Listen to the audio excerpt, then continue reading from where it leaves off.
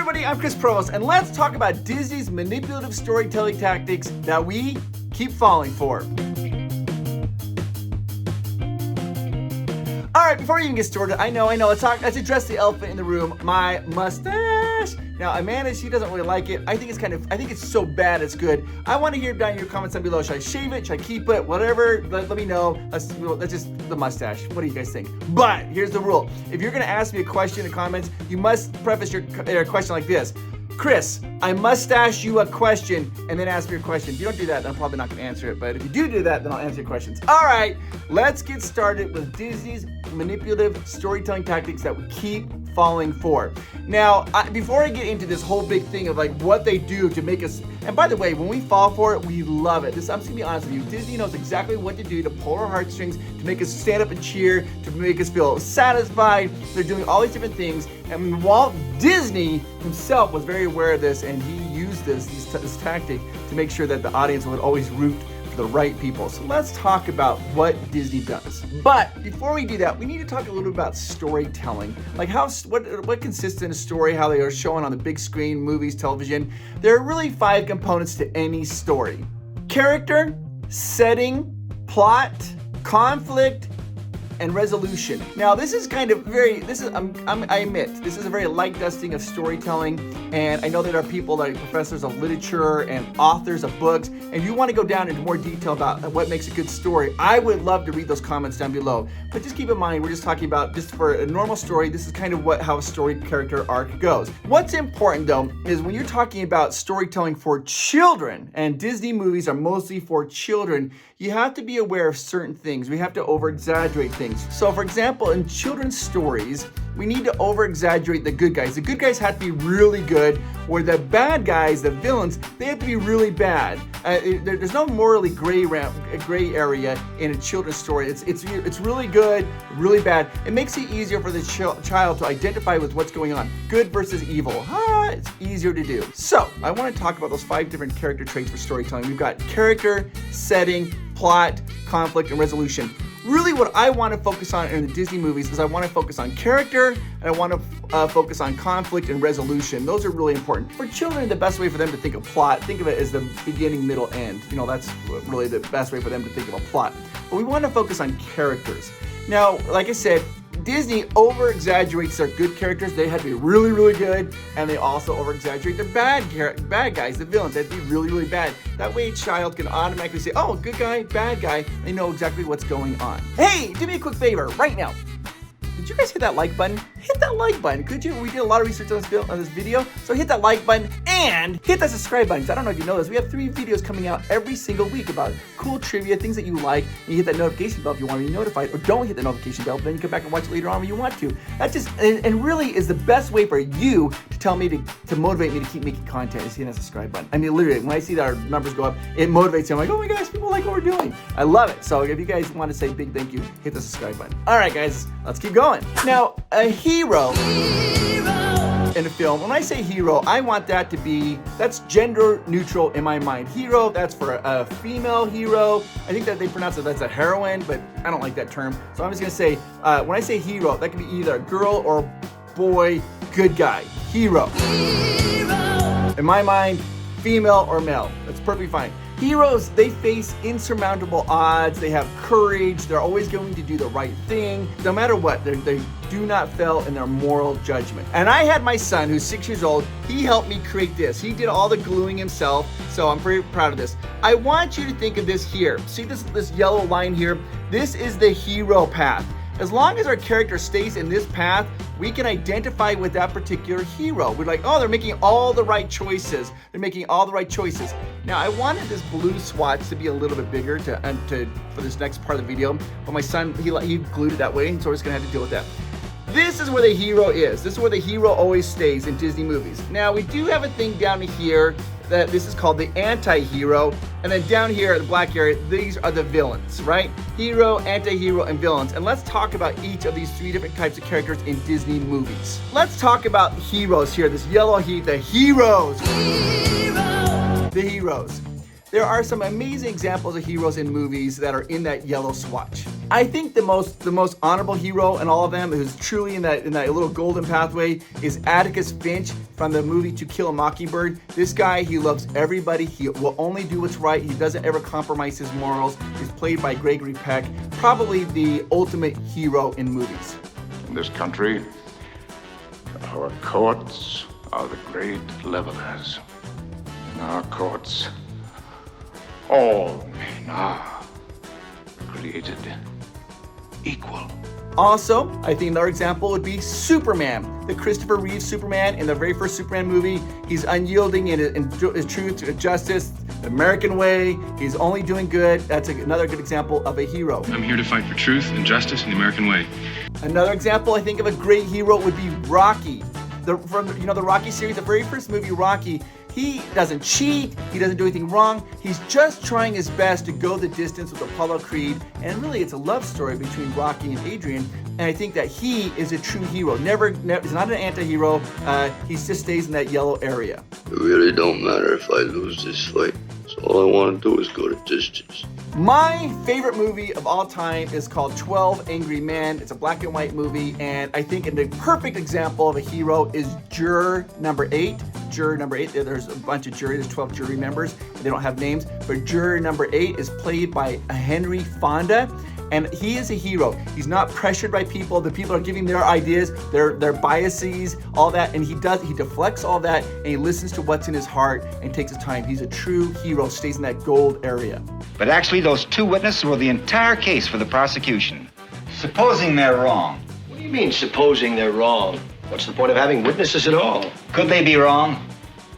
What are you trying to say? Those people sat on the stand under oath. They're only people. People make mistakes. Could they be wrong? Well, no, I don't think so. You know so. Oh, come on, nobody can know a thing like that. This isn't an exact science. That's right, it isn't. Ellen Ripley from Alien and Aliens, specifically Aliens, she is a true hero. She's doing what's right to help the people survive. She is not compromising her morals. She is a true hero, Ellen Ripley. All personnel must evacuate immediately. Attention, emergency. All personnel must evacuate. And of course, my wife's very favorite movie character of all time, her favorite character is from a movie called Mad Max Fury Road, and her name is Imperator Furiosa. This character, she is awesome. She's amazing. She's strong. She's out there. She's just a good character. She's doing what's right, no matter what the cost is. No matter even if it's gonna hurt her, she will do what's right. She's a perfect example of a character in the gold area. You can get in. Not without them. Let's go.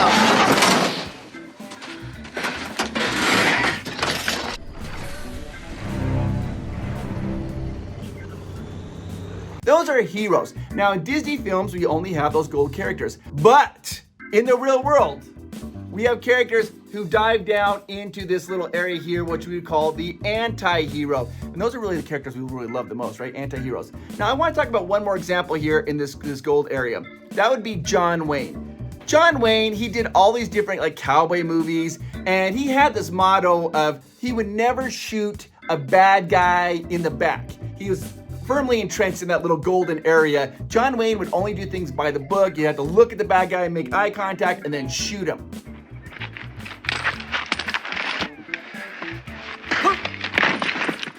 That's for risking my grandson's life. You do that again and I'll break every bone in your body. Well, a little later on, another movie star came along, my very favorite movie star of all time. His name's Clint Eastwood, and he did a bunch of Westerns too. Now, Clint Eastwood, he is exactly this. He is an anti-hero.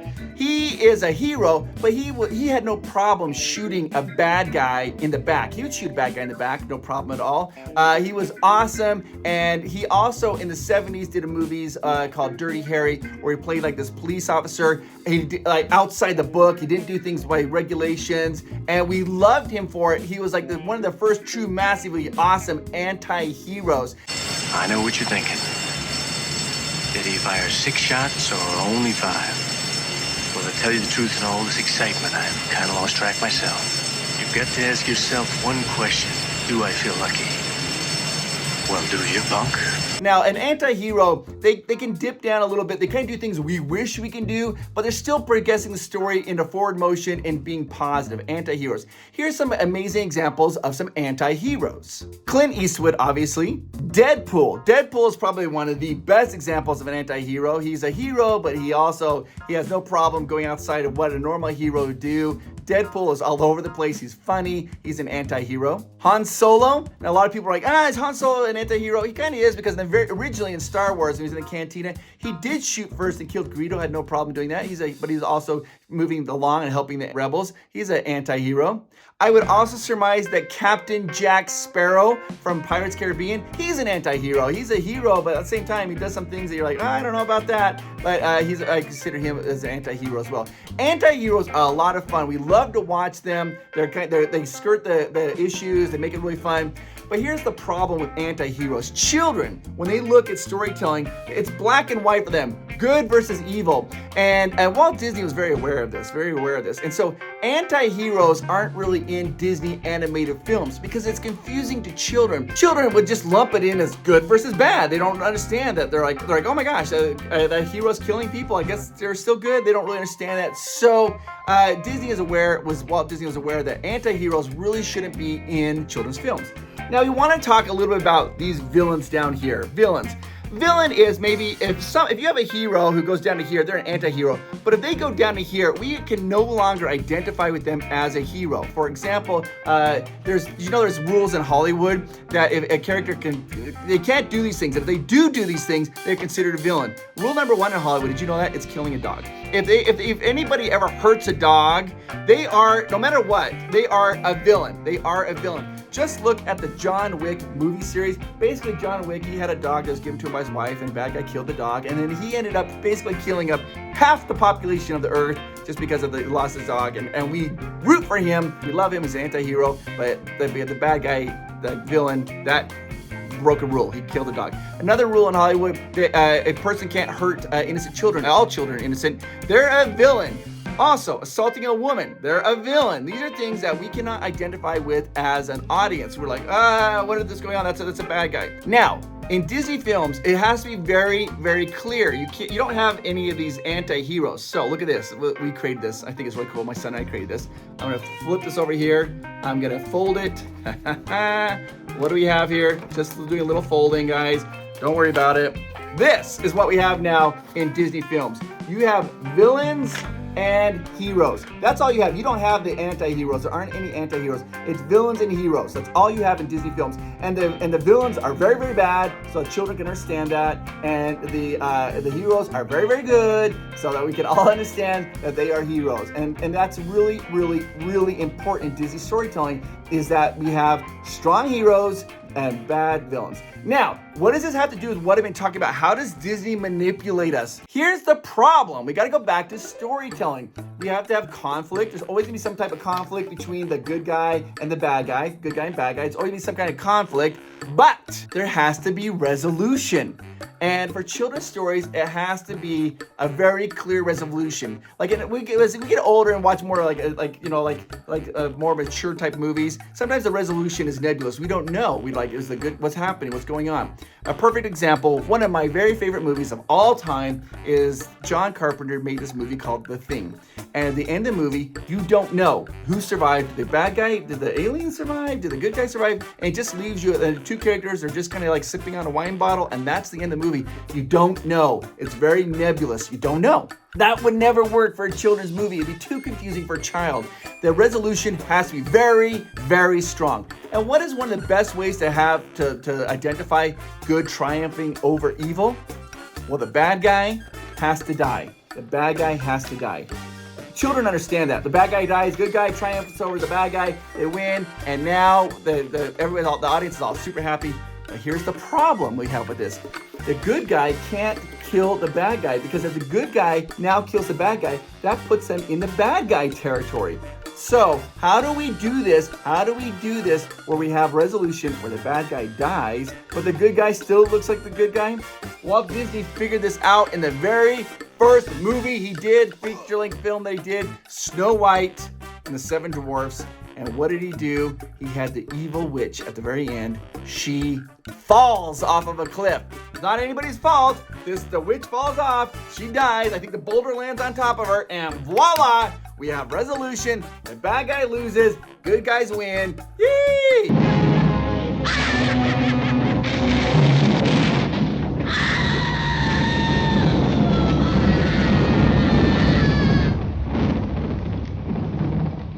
Now, that was the very first time, and I want to show you how Disney has been using that trope of falling to get rid of bad guys ever since 1937 when Snow White came out. They use it over and over, and every time they do it, I'm super satisfied. Oh, and by the way, it's awesome. It's kind of cool though. When the villains fall, it's usually their own fault, right? It's usually the villains' fault that wherever they are, whatever they're doing, they're the reason that they fall, and so that doesn't put any blame on the good guys. And so that way the villain can just die, and everybody feels really good about it because the villain made some bad decisions because they're a bad guy, and that's what happens. So you guys have to realize that almost all of these make sure that the villain dies because of their own fault. Hey, I just want to take a little time out of this video before we continue on. I just want you to know that you are not a villain. No, you're not. You are amazing. I just want you to know that. You are awesome and you are wonderful. You make the world a better place, and I hope that you know that. I know that some of you are out there suffering from depression, or maybe you have a health issue, or maybe you're going through a bad relationship, or maybe your job, you don't feel recognized for all the work that you're doing, or maybe you feel unappreciated in your home, or whatever it is going on, and that weighs down on you, that makes us feel bad and we feel sad. I just want you to know I think you are awesome. You are amazing, and you make the world a better place by being here on the world. You make it better. I hope you know that, because I know that, and I hope that you know that. And if you ever get confused by that fact, come back to Provost Park Pass and know that you have a friend here in Provost Park Pass. Okay, let's continue on with the video. Now, the very first time this happened was in Snow White and the 7 Dwarfs in 1937. Walt Disney, he was in charge of that, and they had a good ending with that. The evil queen, boom, falls off a cliff. The next time that we see this is in 1950 with Cinderella. Cinderella. You're like, Cinderella, yeah. Well, the cat Lucifer actually falls to its death. The dog chases and the cat falls off and it dies. Now, there are people are gonna be like, hey, but they did a direct sequel on video of Cinderella 2 and that Lucifer's in it, and so Lucifer didn't die, but I don't count that direct sequel. I think that when they made this, they really wanted the villain of Lucifer, the cat, to die, and so they had it fall out of the building.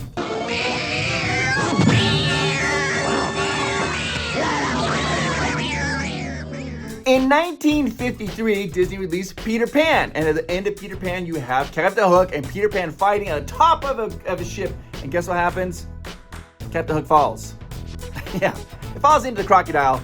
True, I get that. But if he hadn't fallen, he wouldn't have died, so he fell. That's how they resolved that.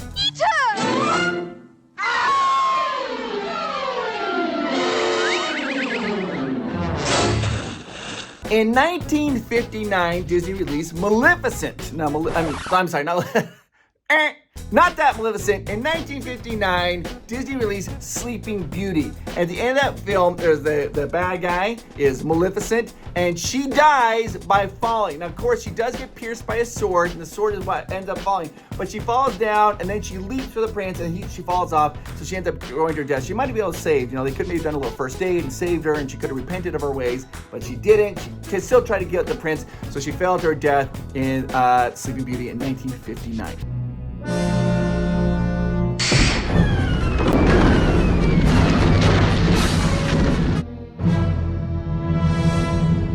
Okay, this one's really interesting. In 1981, Disney released a film called Fox and the Hound, and it was commercially successful, very successful film, and it's about this fox and this hound, and the fox is named Todd, and the hound is named Copper, and they become really good friends. Well, at the very end of the film, guess what happens? There's the bad guy's giant bear is attacking, and the bear ends up falling off of a cliff with Todd, the fox. They both fall off of it, and you're like, no, oh my gosh. But bad guys always die when they fall off, and the good guy, Todd, the fox, he survived and was rescued, and he's fine. But the bear did not. No, if you're a bad guy and you fall, you were going to die.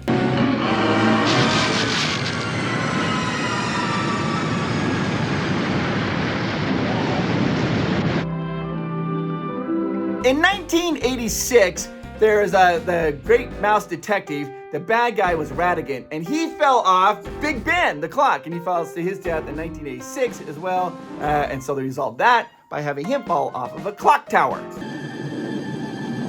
The game's not over yet.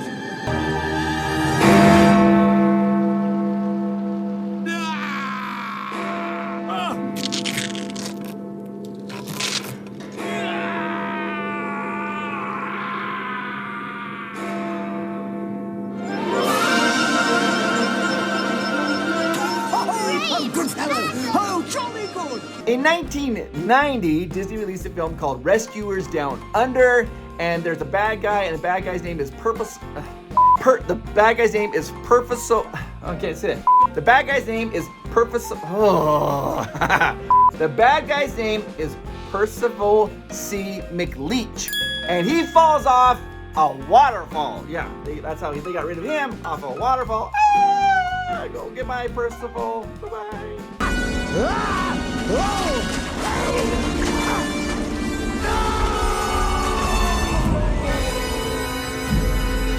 In 1991, Beauty and the Beast came out. One of my favorite bad guys, Gaston. Of course, he dies because he's chasing the beast up on top of the castle. He slips because it's slick, the rain, and he falls. Now here is some very cool trivia for you. I don't know if you guys know this. When Gaston tumbles and he's falling, the camera zooms into his face, and for a brief second there, you can see some skulls. That's right, skulls are reflected in his pupils. It goes by very fast, signifying he's dying. Gaston Gonzo.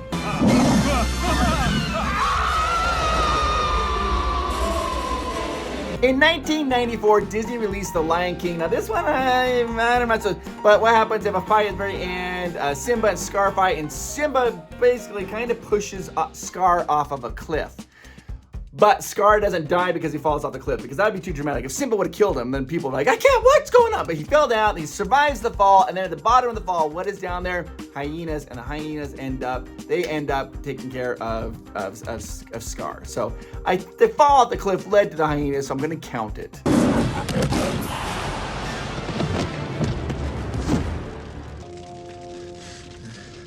Oh, my friend. Friends? I thought he said we were the enemy. Yeah, that's what I heard. No, I didn't mean... No, I didn't...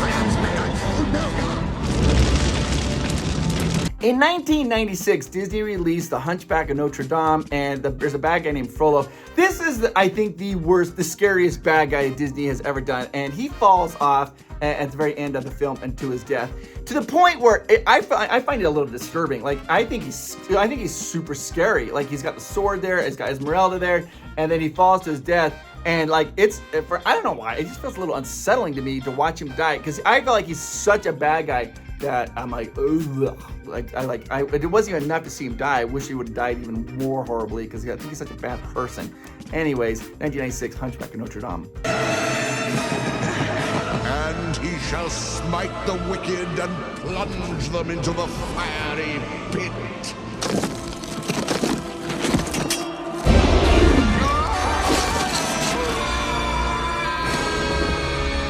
In 1999, Disney released Tarzan, and Clayton is the bad guy, and he falls, and the way he falls is he's like cutting vines, and he ends up falling to his death, and the one vine goes like this and it kills him, and he ends up kind of hanging himself, I think, because of the vines, whatever it is, and so that's how he dies, because of falling into vines and then being hung.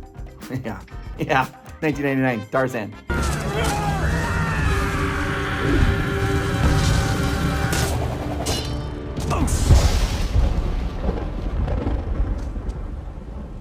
All right, and then in the year 2000, there's a movie called Dinosaur that Disney released. It's kind of like a live-action movie. I haven't seen it, but at the end of the movie, there is a dinosaur fighting a good dinosaur, and they're on a cliff. I'm sure you guys know what's gonna happen, right? The Carnosaurus is a bad guy, and at the edge of the cliff, and they bump, and they're fighting, and then it falls off the edge of the cliff. The Carnosaurus, the bad dinosaur, falls off, and the good dinosaur survives, so everybody's happy. Yay, good dinosaur, yay! And that's what happens. And by the way, this movie's not Good Dinosaur. It's a Pixar movie. That's a totally different movie. This movie's just called Dinosaur.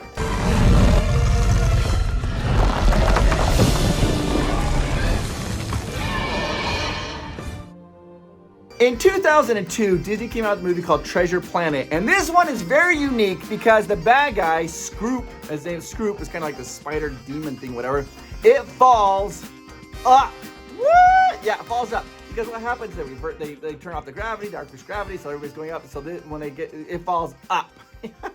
Literally, they're having them fall up into space forever. So yeah, that's a kind of a unique little twist on the falling death trope. Do say hello to Mr. Arrow.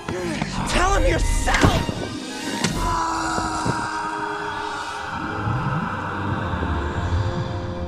In 2007, Disney released a film called Enchanted. It's kind of like this tongue-in-cheek where you see all these fairy tales. They come to like the real world, they're living, they're alive, whatever. But Queen Nerissa, she falls to her death at the end of the movie as well. She's kind of a dragon. She falls to death, and she dies.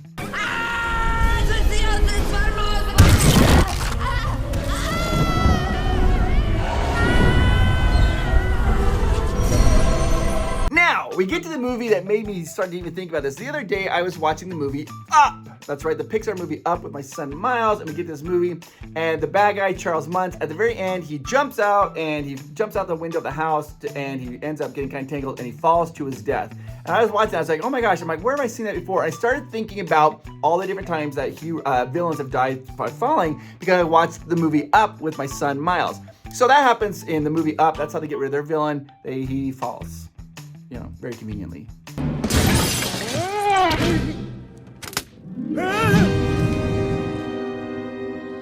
In 2010, Disney released a film called Tangled. Now, I think this is kind of interesting. Here's a little bit of trivia. They called it Tangled because originally it wasn't going to be called Rapunzel, but they thought if they called it Rapunzel, then the little boys would want to see it. They thought it was going to be a princess, so they changed the name to Tangled, so that way little boys would want to see it as well, because they thought little boys would enjoy it just as much as little girls, and they do, because it's amazing. It's a fun film. But Mother Gothel, she's an amazing bad guy, and a lot of psychology going on with her, and she also falls to her death. She loses her power and starts aging, but because she's aging, she falls out a window and then she ends up dying. So I'm counting it in 2010.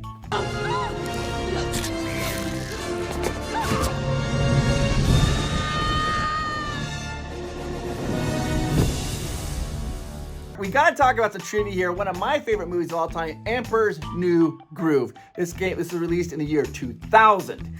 Yzma, the bad guy, she's amazing. She is such a good bad guy. Second only, I would say, to Hades. Hades is my favorite, but Yzma is right. They're very, very close. And I think that the Disney animators even realize how amazing Yzma is, because she is the only Disney villain to ever fall from a great height and survive. Yes, she falls all the way down, lands on a trampoline, comes all the way back up, and she still survives her fall. She didn't die from her fall, which is awesome. I think that they wanted to keep her around because she's just too good of a character to get rid of. So Yzma is the only Disney bad guy, the only Disney villain that has actually survived a fall from great heights.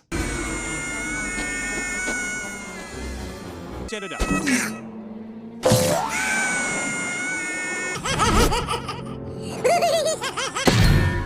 I really hope you have enjoyed this film. Did a lot of research. It's been a lot of fun for me to do this. Put it down in the comments down below. What is your favorite death scene of a Disney villain? I know it's kind of bizarre, but I'd like to hear what your guys' favorite is.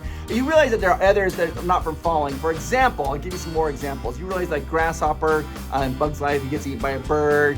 Syndrome, he gets sucked into a jet, an engine. They can never really have the hero cause the death of a villain, because that would really be difficult for a child to understand it. So the villains always die somehow by their own fault, or something happens to them. They make a bad decision and they end up dying. But the number one way that the villains always die is falling. And Disney has been using this manipulative storytelling tactic, and we keep falling for it, and we love it. This was a really fun video for me to make. I hope you enjoyed it. Hit the like button, hit the subscribe button, do all that stuff. That just is a way to say thank you to me. Put a comment down below that lets you know what your favorite death is. And I don't know if you guys know this, did you know that Amanda and I, my wife, we do an extra video every single week, a hidden private video, that's right, just for our Patreon members. And they get to ask us questions, and we'll answer every the questions every Sunday night. We go on and do Patreon videos, and that costs $3 a month. What? $3 a month? That's what, like 79 cents or something per video? I mean, he's gonna get 4 of them in a month. That's amazing. If you wanna do that, there's a link down below. Go ahead and click on that link and become a patron and join this amazing community we have, and meet some new friends. Everybody's friends there in the Provost Park Pass Patreon community. You guys are the best. You guys have a fantastic day. I just want you guys to know how awesome you are.